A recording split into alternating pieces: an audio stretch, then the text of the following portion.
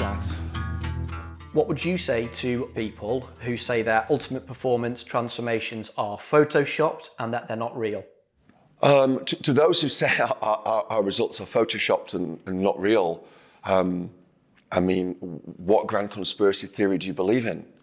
There'll always be doubters, there will always be haters, there'll always be trolls.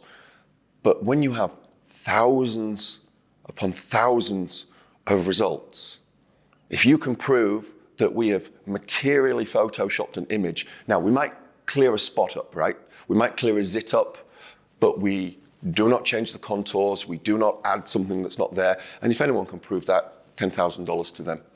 The photographs that we take are a useful metric for progress. They're not the sole metric for progress. And this is the way that we can demonstrably prove that people get a significant return on their investment and get a tangible outcome. We want to help you transform your health, transform your approach to a healthy lifestyle, transform your diet, transform your relationship with exercise. Whatever it is that you need. And of course, I admit, we show our best results.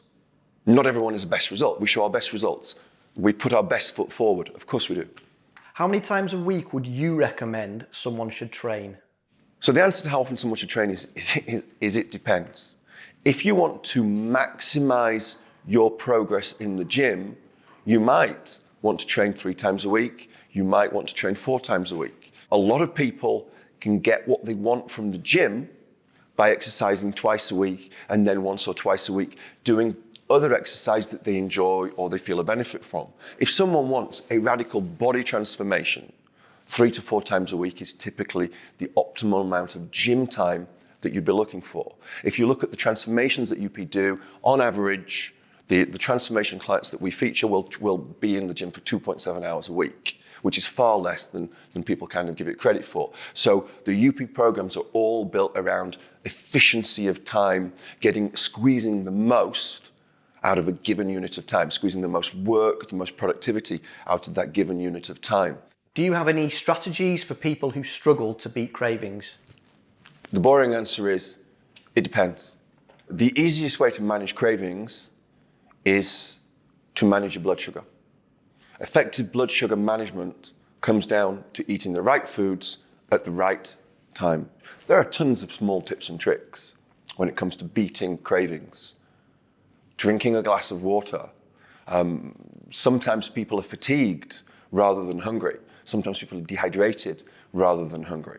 So drinking a glass of water. Drinking a Diet Coke. Diet Coke is sort of not healthy, but nor is it the end of the world.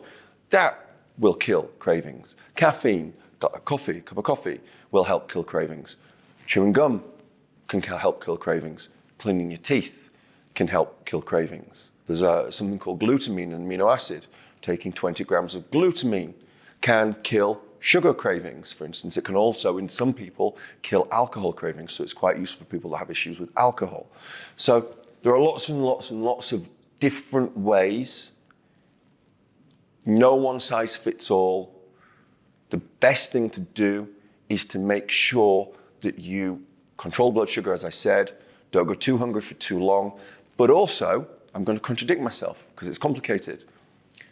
A lot of us have to learn how to feel hungry again. We haven't felt hungry for 20 years. Once you lean into feeling hungry, actually, a lot of us kind of enjoy it. Now, I'm not talking about rampant starvation mode, where you'd eat literally a horse if you could. I'm just talking about feeling a little bit hungry. You actually tend to have more energy. Your body can work a little bit more efficiently when you're in this stage, because obviously your body's not digesting anything and not working, and blood flow's not being diverted to the stomach, that kind of stuff.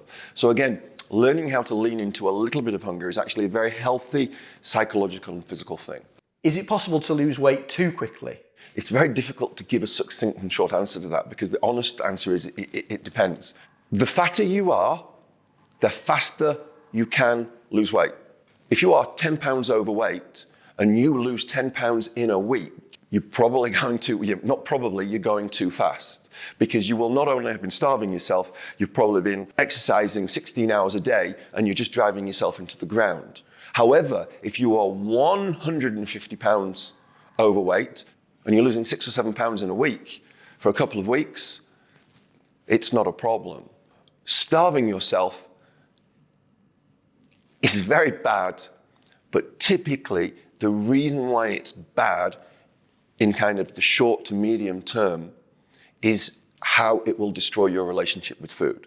Again, you do not want to go from famine to feast, because then what happens is you just fixate on food, you develop a very unhealthy relationship with food, and you just spend all, you're just miserable. And then when you start eating, you can't stop. And I've seen that happen many times with physique competitors. Well, you see it with physique competitors, you'll see it with dancers, you'll see it with jockeys, horse riders, who starve themselves to make a certain weight, and then when they finish, you see it with boxers. I'm here in Manchester, so if you're into boxing and you remember Ricky Hatton would get down to welterweight, was he? Yeah? And then after a fight, light heavyweight within a month. That is very, very bad. Is there any diet that is best for fat loss? There's no such thing as a magic diet.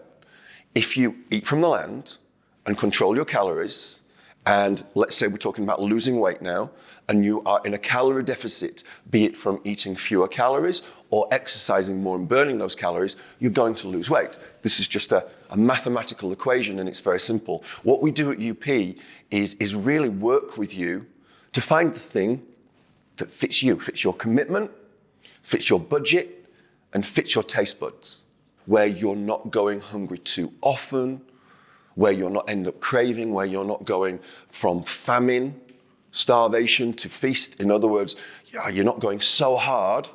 And there's nothing wrong with going hard on a diet for a temporary, for a period of time. But the problem is if you go too hard for too long, mentally fatigue sets in, and then when you kind of decide I'm coming off the diet, you just go crazy and you just go, hold on, just give me as much food as possible. So there's a real balance to be brought into this, and that's where people go wrong. And that's what we do. We work with you in partnership to help smooth over the rough edges.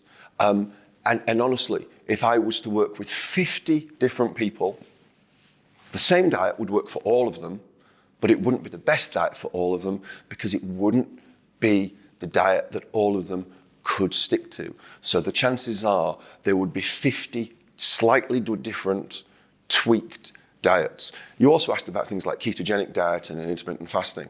The more extreme the option, the less I like it for most people.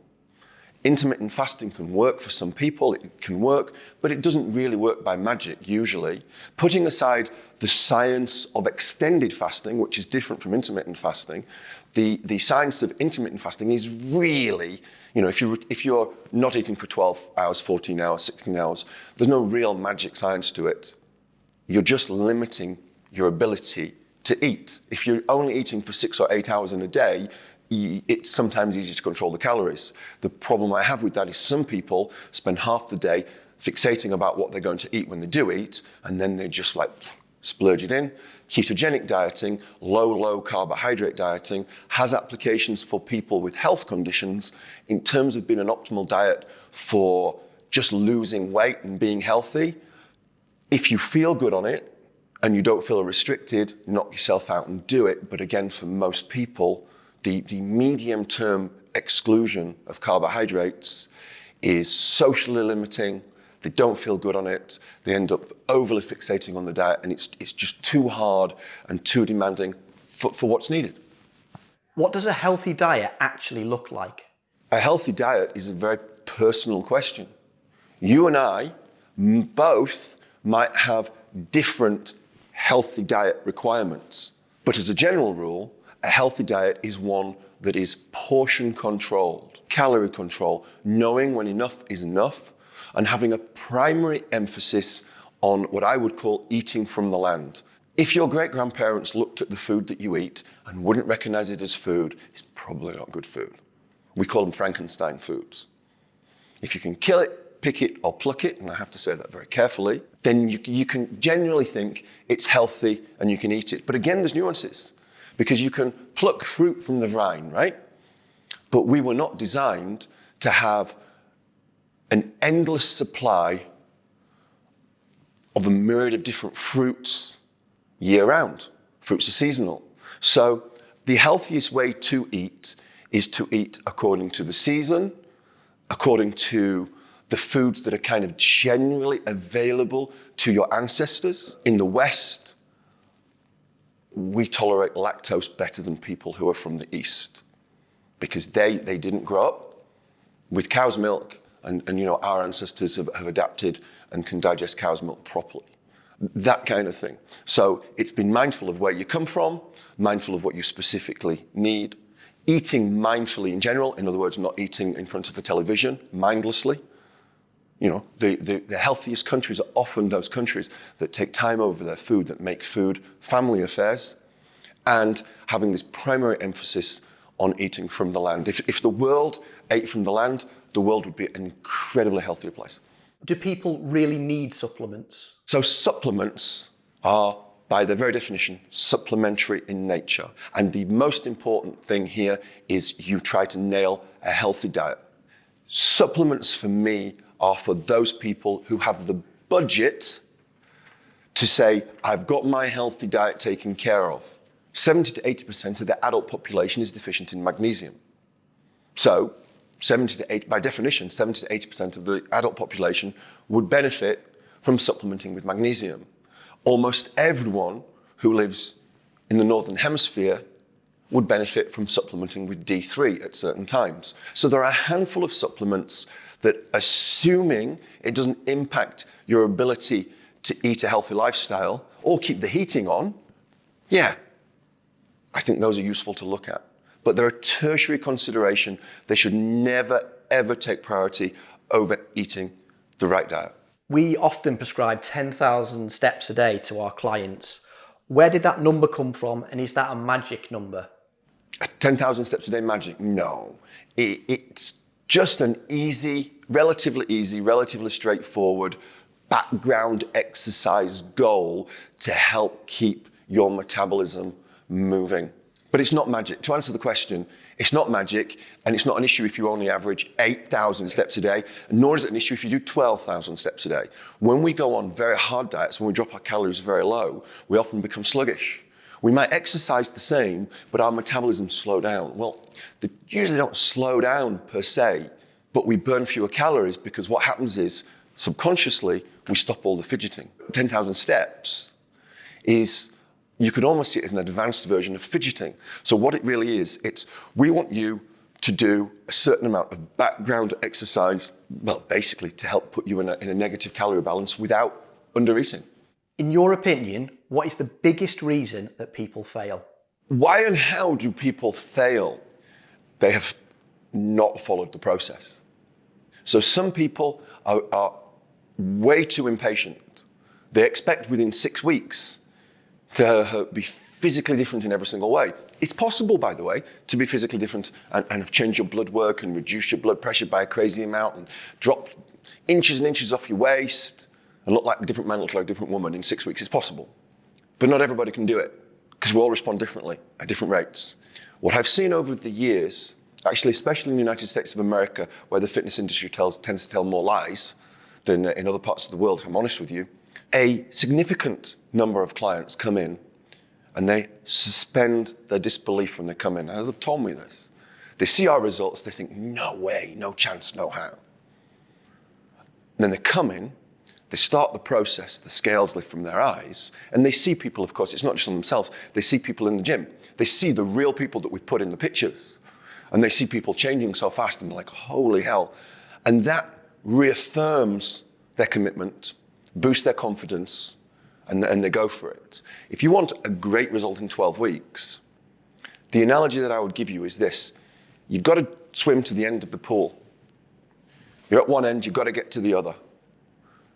You've got to dive in, and you're swimming it all underwater. You've got to go for it. If you're toe in, toe out, not going to happen. Fully commit, trust the process, dive in, and I can promise, absolutely promise, hand on heart, that you will have a transformational experience and you will be saying to me, you should have charged me more money.